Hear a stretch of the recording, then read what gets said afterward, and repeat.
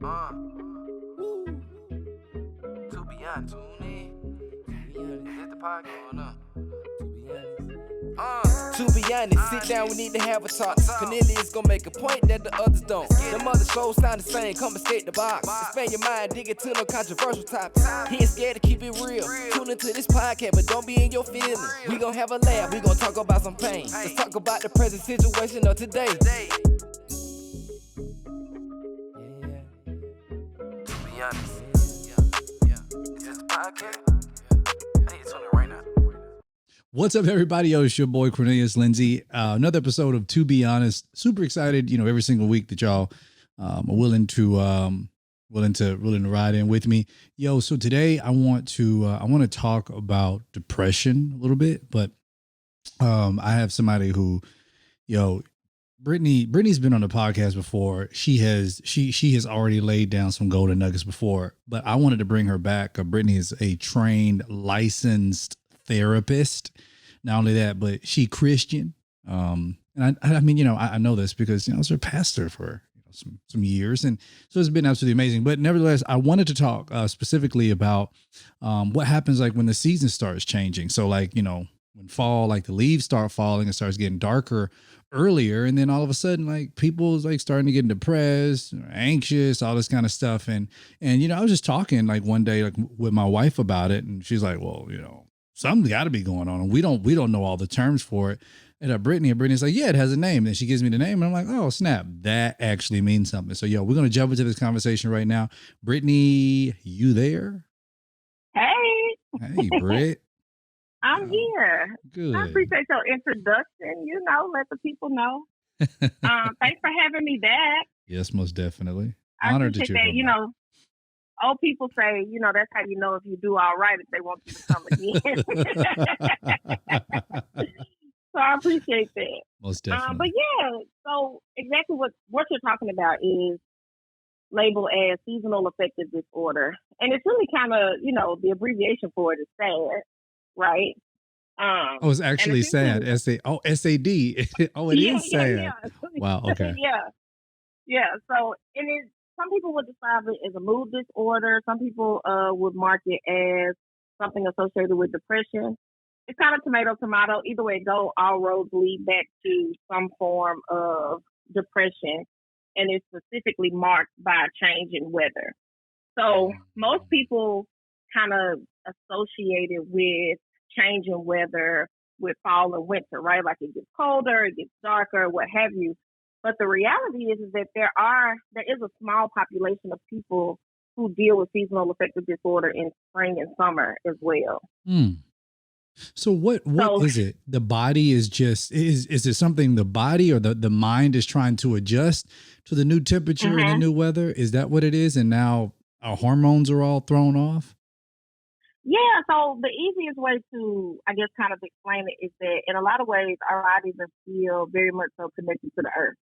Like a lot of things have evolved, right? Like technology has evolved. You went from having a big old, I don't know, Coke bottle size phone to now having whatever size phone you want, honestly. You know what I mean? Right.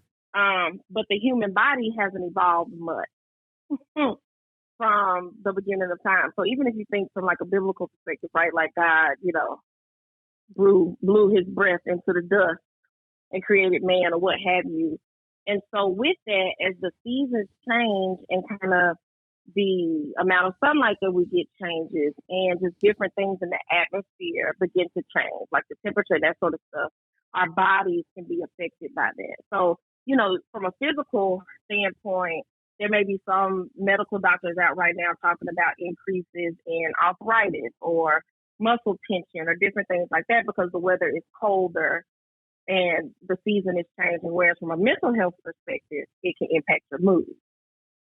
And there's a name for that. And I'm not a huge science person, but it's actually called your circadian rhythm. I hope I said it right. I've heard of that. I've heard. Yeah. I was actually thinking that when you were saying that, but I wasn't sure. So yes, the circadian. Well, how you say it again? Well, Cardanium or Carthanium? I don't know. I'm from Memphis, and we don't always say things right. I know we don't need that, but I know it's one of them too. I'm gonna I mess think up. it's like circadian. Circadian. That's what it Can we is. Google it? I'm doing it. I'm doing it right now. I'm actually doing it right now. I'm actually doing it right now. Yeah. Jason. Let's see here. Yes. Let's see what Google says. Yep. Circadian rhythm. You're right. There we go. CIRCADIAN. Circadian Yes, rhythm. thank you. Yeah. So And I've actually just heard of that in to the point of I heard a doctor talking about it. It's one of my carnivore doctors, and one of the things that he recommends is oftentimes walking outside barefoot, because he's talking about the connectivity that we have with the earth, and you know, as we get closer to this, you know, it almost sounds new agey.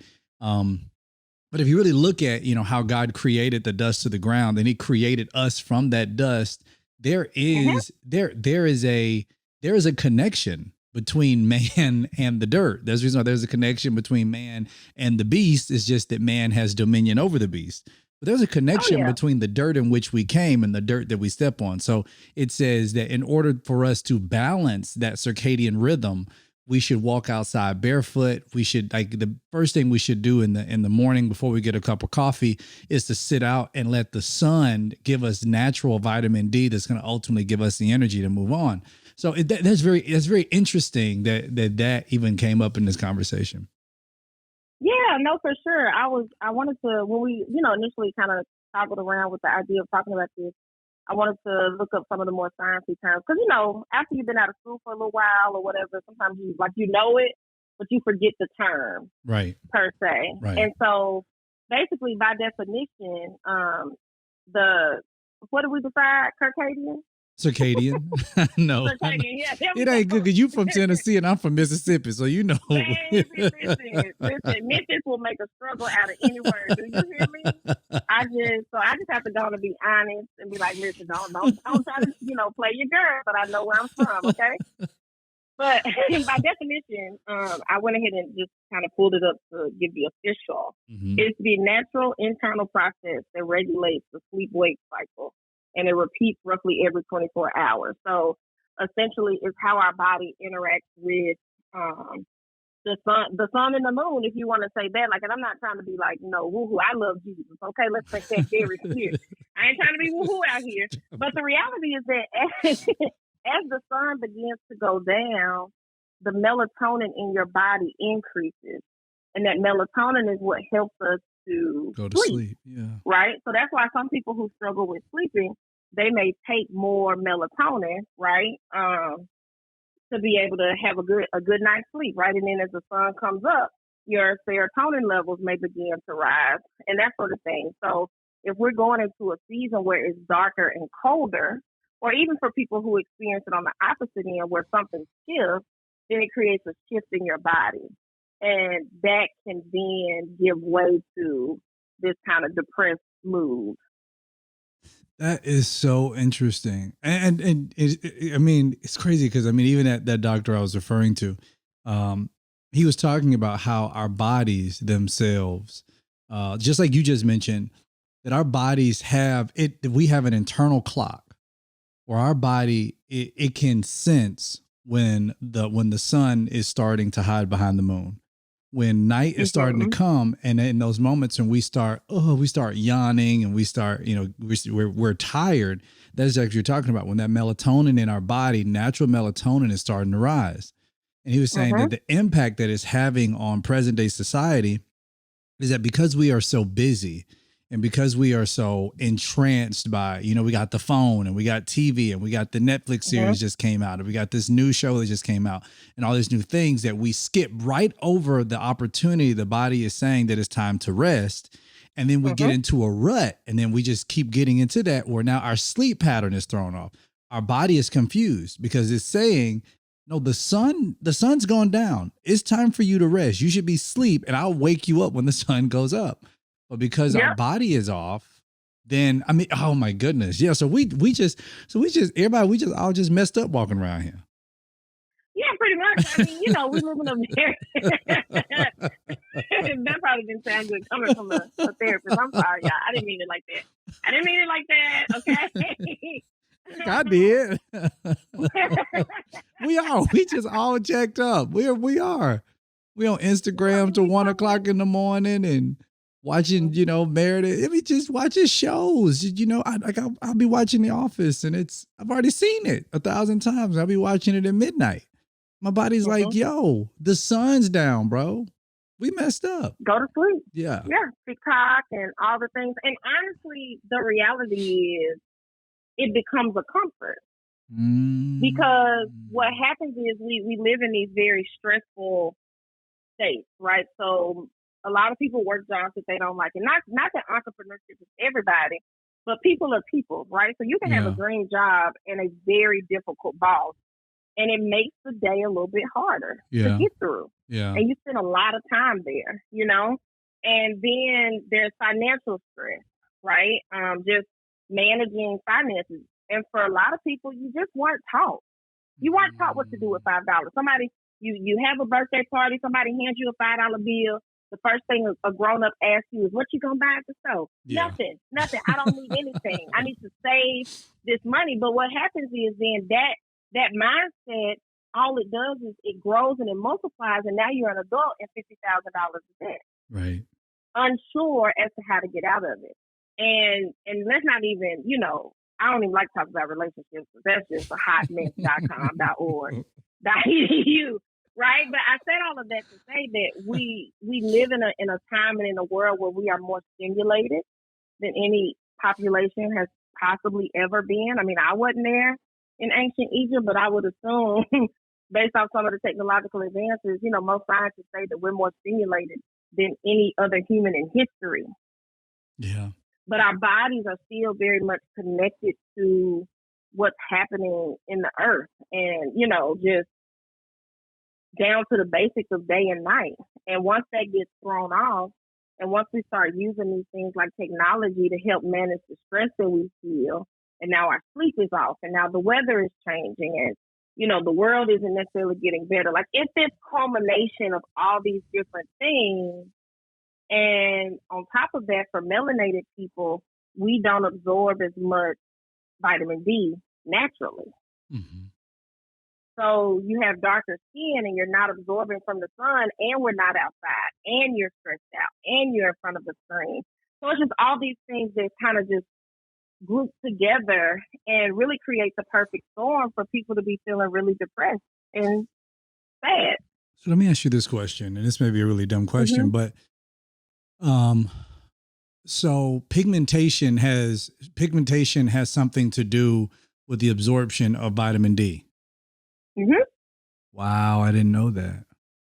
Really? I guess that's the reason why white people they burn easily.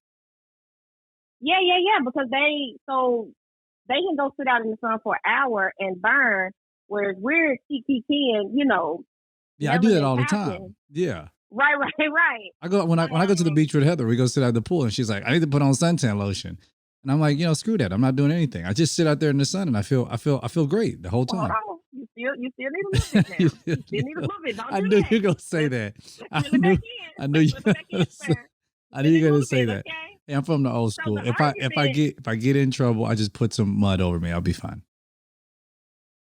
So the argument is that the saints of old, right, like our ancestors didn't use sunscreen, right? Right. And that they were fine. And that's cool or whatever. Did they get skin cancer? But we don't, did they test it? We don't know. They tested. We don't know. They died of natural causes. We don't know. Okay. So not only that, but they also weren't exposed to the amount of chemicals that we're exposed to just in our daily life. I mean, if you open up your pantry, the amount of chemicals that you're exposed to just in daily life. So I'm gonna need you to put on the sunscreen. I know that they won't be paying it for, but I'm gonna just throw that out there just a little bit. Get you an organic, natural. I don't know. Go, play in the mud or something and figure it out. But I'm gonna need you to do something. I just put a little mud over my arms and stuff, and I'll usually be fine. Yeah. But I can. I know for me, I've sat out in the sun 6 hours and came out and I was just fine. I didn't have on anything, and I didn't. I sweat, so I just sweat a lot. That's the only thing I do, and I can get dark quick. I can get darker quicker. My pigmentation can change quickly, but I always come out and I'm just fine. You know, that's how God made me. God didn't make me with sunscreen. So. So it works out. But the melanin absorbs the sun slower. Yeah. So for less melanated people, right, then their skin is absorbing it at a much faster pace than for, people with darker skin, it's absorbing it at a much slower pace. And that's part of the reason why a lot of Black people grew up under the assumption, i.e. me, that Black folks don't wear, obviously you too, that Black people don't wear sunscreen. But that doesn't mean it. But that's not what we're here. We're here to talk about, seasonal effects. I'm going to say folks. We are. Okay. So we know this is a very real thing now. And if you're listening to this, Brittany has given us a name for it. So we got a name for it. We have an idea as to why it is happening. Now here comes the real conversation. What is the resolution? How did we resolve it? Great question. You made me think. Isn't there like a Aaliyah song? We need a resolution. I don't know. Anyway, I'm back. You don't remember it? I do. But we need a resolution. I don't think. Thank you. I do. I remember the song. I remember it. But there's a ton of different things that you can do. Now, I'm not a medical doctor, but something that you can consult with a medical professional about is your vitamin D level. Like, that's a quick, blood work sort of thing. I'm sure there's a ton of in-home kits that you can take in these 2021 streets just to check your vitamin D levels. And then if necessary, add in a supplement. Again, I ain't your doctor, so I can't say that's what you need, but I would definitely suggest, taking the next step to see if that's something that you need, especially if you notice that around this time of year, you just don't feel like yourself. You're not as excited. You feel down. You feel sad, that sort of thing. Then I think vitamin D is a good first step. Like, let's just see what your natural levels are right now. So you can either take vitamin D orally or you can just go out in the sun, right? Yeah, no, for sure. Yes. So you're to get more. Yeah, would it be accurate in saying that typically people who lack a good deal of vitamin C just don't go outside, which I mean would be extremely accurate because most offices have fluorescent light or white light. And then, people usually go from their office and they'll go into the garage, they'll get in their car, they block the rays of the sun from coming into their car. They get home, usually drive them to their garage. And Art, you live in California and you notice a lot of people park on the side of the road, which I don't understand why you didn't just build yourself a driveway. But anyway, and they just walk right into the house and then you stay in the house until it's time for you to come out. And then you usually have to come out when the sun's not out yet. So a lot of people just aren't getting the sun, right? Mm-hmm. No, for sure. That's definitely a way to get it is by spending more time outside. Sometimes for people in colder climates, that's just not as realistic, So I appreciate your California living. I'm like, I don't understand because right now it's 86 degrees outside with a very, very, wonderful, cool breeze. Ain't he able? Ain't he good?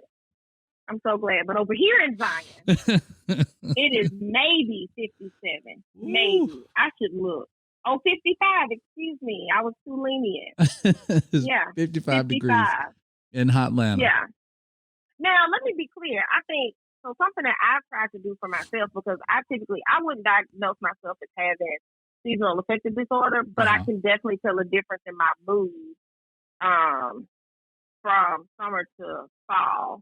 And the reason why I say I wouldn't diagnose myself is because there's certain markers that you have to meet. I don't necessarily meet all the markers for the diagnosis, but I definitely notice a shift in my mood. And so something that I've been trying to do is get up in the morning and go take a walk. And honestly, the appropriate amount of like sweatpants, a t-shirt, a sweatshirt, gloves if your hands get really cold easily or something like that. Like, you can make it work if you want to get out and get more sunlight naturally.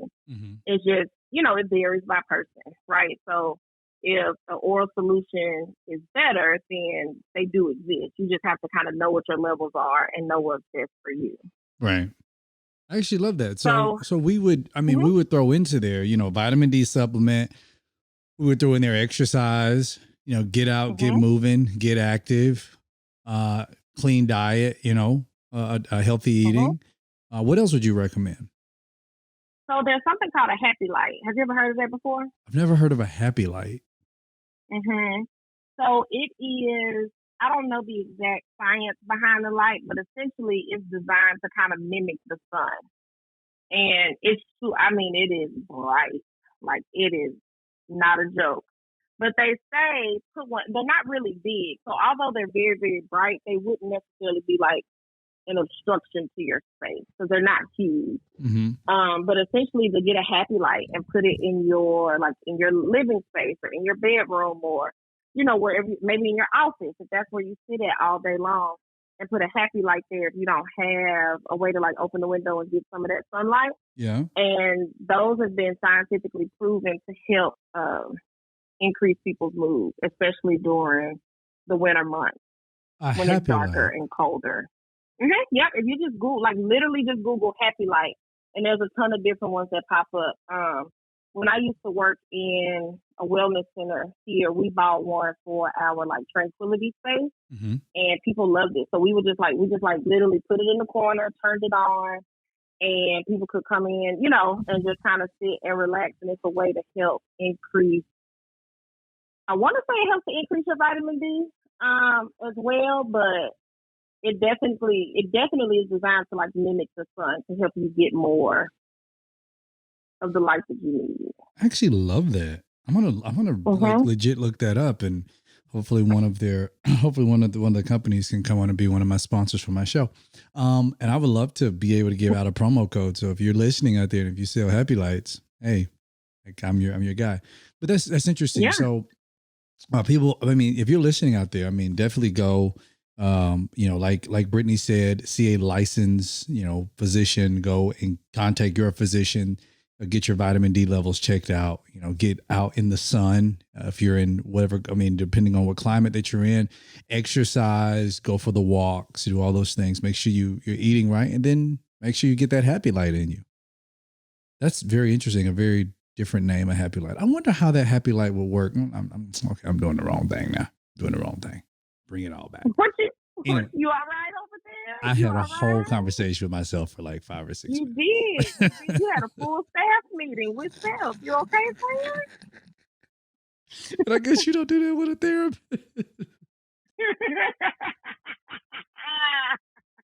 Please don't report me. No, I'm not gonna report you. We're fine. We're fine.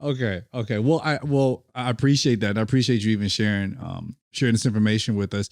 Let me ask you this: where could give people the information, like how they can follow you, how they can listen into your podcast, and also where they can find you. You are a licensed professional therapist, and how if people out there they want to get linked up, they want to get some sessions in, how do they make that happen? Yeah, no, for sure. So you can just go to my website, imaginationbeautiful.com. All of my information is there, and there's a way to just kind of reach out and contact me through the website, and then also my Instagram, because that's how people function in 2021, is at @BKingsLive. That's me. And I think that's pretty much between the website and the gram. You can find me. What do you, I guess last question, which is completely off base, but what do you think about the this new thing that Mark Zuckerberg is coming out with? And I guess I'm asking you in terms of our mental health. Have you seen the kind of idea behind Meta, whatever it's called? I haven't. Tell me about it real quick. What is it? So I was watching it last night with him kind of talking about it, and probably the first 15, 20 minutes of it, I don't know, I just got really disturbed. So the idea is that you're able to, and I'm still learning it. So, but the idea is that you're able to have like this 3D type of image. It's like it's you, and you can craft you. Like I can change my clothes. I can make, it's almost like Avatar. It's like I can kind of make myself, and then if I want to, I can have virtual meetups. So I can take me and go meet up at a coffee shop with you and, you know, other people, because, you know, I'm in California, you're in Georgia.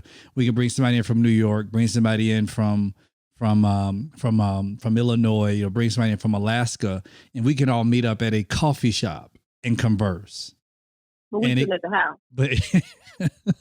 But it's like, but it's supposed to be like, it's like virtual reality. It's supposed to be like we're actually there. Okay. And I'm just, and I'm going to tell you, you know, I'm not real big on the spooky feely, like I felt something, but that kind of got to me, because I thought, you know, we're already a place in our society where we are already very detached from one another. Like we are detached emotionally, absolutely, mentally, physically. Like we are detached to the point where people don't want to get married anymore because we are detached. People have learned to live and to really relish the idea of singleness. Like when I was coming up, the question was always, when am I going to get married? Everybody wanted to get married. But it doesn't seem like singles really care too much about that because of how detached we are. And how much more will we be after something like that comes out? Yeah. Like what effect could that have over our mental health? I would say this. I mean, mental health numbers are not falling. They're not decreasing. They're rising. Right. Technology is not slowing down. It's increasing. It is. I mean, it's faster today than it was a year ago, you know? So if that doesn't speak volumes to the correlation, then I don't know what possibly could for a lot of people. And then I would also venture to say something that really spoke to me. Adam was in paradise. Like I'm talking Genesis 1, right. Genesis 2. Adam was in paradise, and God said it was not good for him to be alone. Right. So if he needed some help in paradise, how much more do we need each other in a fallen world? You know what I'm saying? And so I think that'll preach right there. God, that'll preach. We were not designed to be isolated. Right. And so while it may be a fun idea to step into a virtual universe, I guess, virtual verse, I don't know what they're calling it, and enjoy those types of interactions the same way that we, you know, there's some good things about social media and those sorts of things. That's cool. But it should not be our only or our most or highest form of social interaction. Like we still need face-to-face, see, touch, feel appropriately. Right. You know what I mean? Like the people around us and people who love and care about us. And so that would be my biggest thing. And I think what's hard is for our generation, you know, we grew up in a world where I can still remember I remember the cable guy coming to the house for the first time. And be like, oh my God, we're getting cable.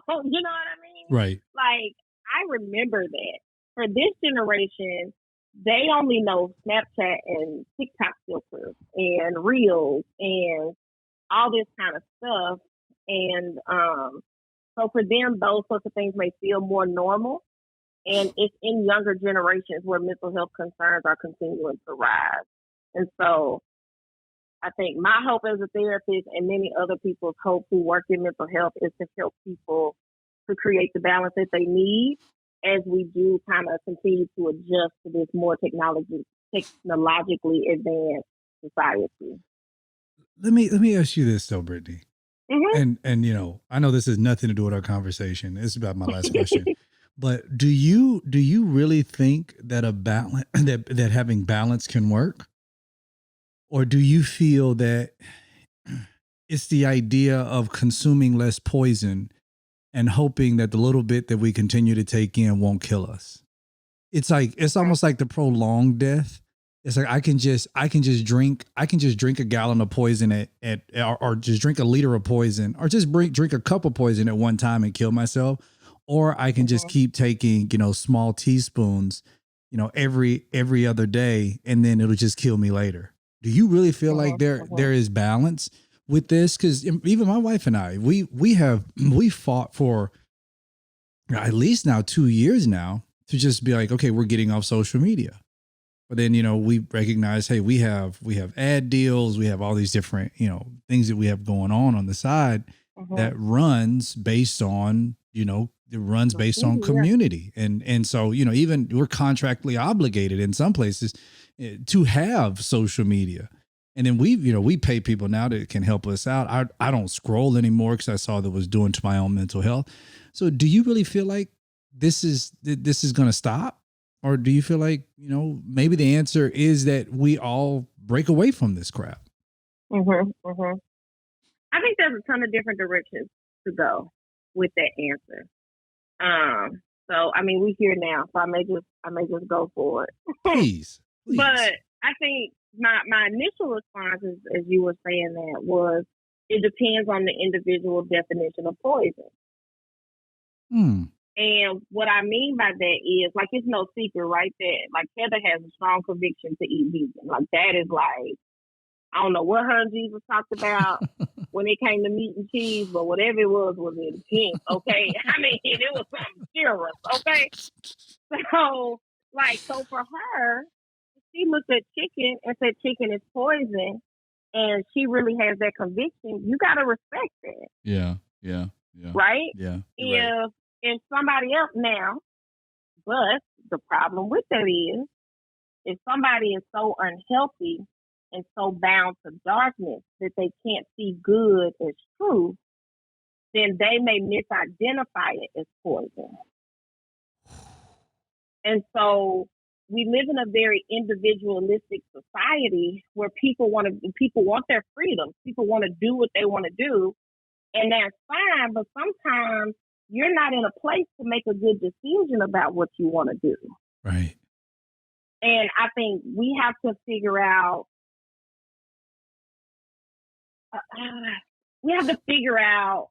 How to manage that and how to rightfully discern areas where we're not well.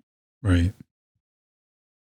And I think that's a part of growth and health, right? So like you said something there. You said, I have these contracts, but scrolling leads to me not being well. Right.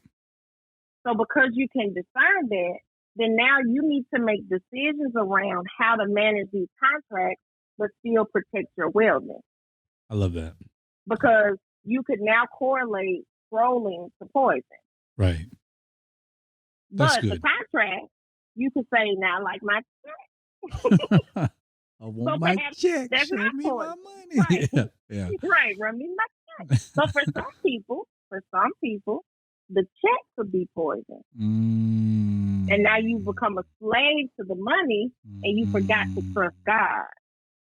That's so good. We have to have the wisdom to discern what is poison for us. Right. And then I don't want to live under no bridge, I don't know what my poison is. I see. I need to evaluate my own life. I'm like, hold on. I don't want to live under no bridge, but at the same time, I don't want to be controlled. Yeah. That's woo, my goodness. It's a lot. It's a lot. That's a lot. And maybe what we should do is we should come back and we should have a conversation about just that, because this right here is, I mean, it's going through my head right now, and I'm like my brain spinning. So. No, for sure. I'm down. Good. Let's do it. Good. Well, we're gonna do it. Oh, go ahead. No, I was just gonna throw this out there for the people that, for our original convo around seasonal affective disorder and that sort of thing. The other thing, of course, will be to seek out therapy, which, we gave people my info. Yes. And there's other ways to connect with therapists and that sort of thing in your area, or, what have you. Yeah, even And then or go ahead. go ahead. No, you go. Okay. Well, thank you, sir. I was just gonna say that if you notice the change in your body, you notice the change in your mood, what have you. Sometimes the thoughts associated with depression is what keeps us stuck more so than the actual experience. So you may have the sense of I'm too tired to get something done, and then the thought that's associated with it says I can't do it, or you're not good enough to do it, or you're so stupid, or you're so lazy, or you're so this, and it's like, okay, well, let's pump the brakes on that, and let's start to challenge those thoughts, which is something you can work with a therapist on as well, and then be able to just kind of work through some of the physical stuff that comes along with the seasons changing. So I just wanted to throw that out there because some people may be having kind of that double effect, right? Like, okay, I'm starting to feel the depression, but mentally the thoughts associated with it are also taking a toll, and so those have to be addressed. But I just want to throw that out there. I'm glad you did, and y'all, the reason why, I asked Brittany to give her information. I've had many counselors. And I was telling somebody, I was actually telling one of my buddies yesterday who I was encouraging to go to get therapy. I told him, I said, it's almost like, finding a therapy can be almost a lot like trying to find a pastor. It's like you really like them, but then when you start to listen to them, you be like, I don't know if you for me. Like, I don't know if you it. So it's just a couple different things that you're going to look for in your therapist. Cover a couple different things that I look for in my therapist. And I've known Brittany, and I mean, I know her heart.